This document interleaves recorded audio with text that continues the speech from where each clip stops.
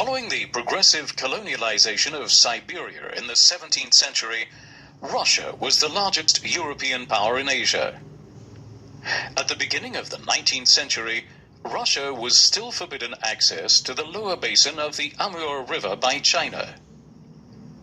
Other ancient nations, such as Vietnam, Burma, Siam, Korea, and Japan, although declining in importance, also managed to put up obstacles to European expansionism. In southern Asia and the East Indies, the situation was more favorable to European expansion. The decline of the Mughal Empire and India's state of political and ethnic fragmentation greatly facilitated the British East India Company's expansion in the subcontinent.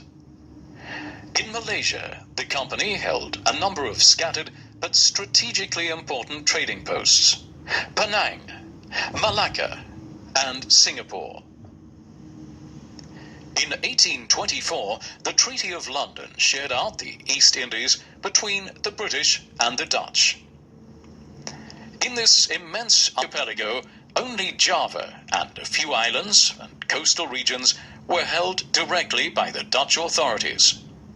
The rest were in the hands of local sovereigns, with whom the Netherlands had negotiated treaties. The Spanish, having conquered the Philippines in the 16th century, were experiencing difficulties putting down the resistance of the Muslim Moros in the south. The Portuguese maintained sovereignty over Macau, East Timor, and a few Indian outposts.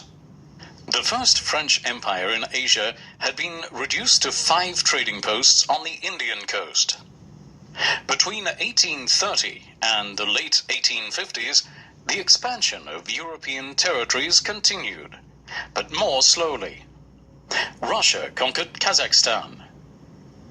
The British expand their possessions in India and Lower Burma.